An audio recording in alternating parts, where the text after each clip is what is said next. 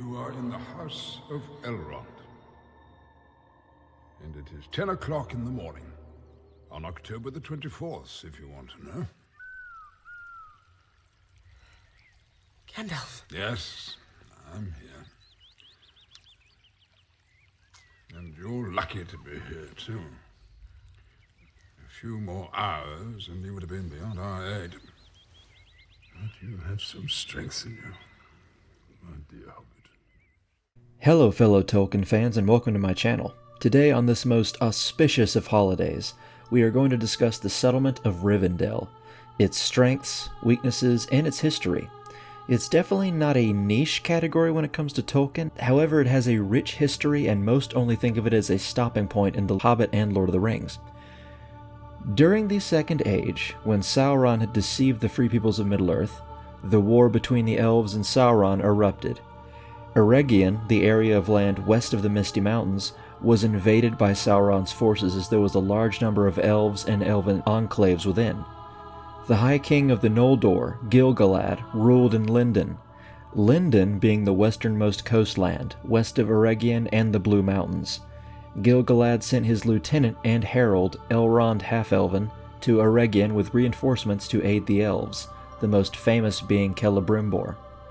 The fighting was fierce, with orcs, trolls, and fouler things fighting the elves in the forests and cities. Unfortunately, the hordes of Sauron were savage and nearly limitless, and Eregion was conquered and Celebrimbor captured, tortured, and slain. Elrond led the remaining elves, including Celeborn, the husband of Galadriel and the future Lord of Lothlorien, northward in a fighting retreat. There, west of the Misty Mountains and snug between the foothills and the Trollshaws, did the elves create a bastion, Rivendell, named Imladris by the elves themselves. It means Deep Valley of the Ravine in the Sindarin elf tongue. Imlad for Deep Valley and Ris meaning ravine. It was here in this defensible position that the elven forces held out against Sauron's hordes for 3 years until the siege was lifted as the elves beat them back. It was here that Rivendell was founded. The settlement, while it became a place of healing and peace, had been founded by war. Though the forces of Sauron had besieged the place, its location would soon be shrouded in secrecy over the years, secrecy being one of its greatest strengths.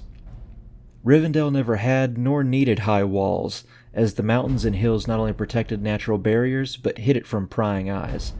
By the Third Age, very few knew of its whereabouts, and even fewer knew how to enter. During the last alliance of men and elves when the Second Age ended, Gil-galad and the elven host, along with the Númenóreans under Elendil, camped in Rivendell on their trek toward Mordor, and after the battle, Elrond put up his sword and shield and became a healer and lore master. The heirs of Isildur would also begin to be housed there, just after the Witch King of Angmar warred with the elves and men of the region, later in the Third Age.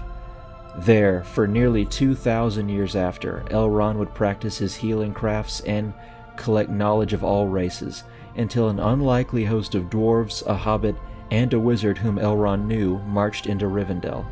Of course, we all know their tale, and the tale nearly 100 years later when the Council of Elrond was held during the War of the Ring. When Sauron was defeated, and the Elven Rings lost their powers, Rivendell was much diminished, as Elrond kept it serene and powered by his Elven Ring. When it failed, he too went west to Valinor, but it would not be for another 100 or so years before the settlement was abandoned, for Elrond's sons Elladan and Elrohir became the keepers for a small time. Celeborn, husband of Galadriel who had first helped Elrond defend Imladris from Sauron's forces thousands of years ago, stayed there for a time as well, until all three sailed to Valinor by the year 120 of the Fourth Age, and Rivendell faded into myth and time, as so many things had in those days. Thank you everyone, and happy October 24th to you. If you would like, please like, subscribe, or comment on the video, and if you feel you should, you can support me on Patreon in the link below. Thanks guys.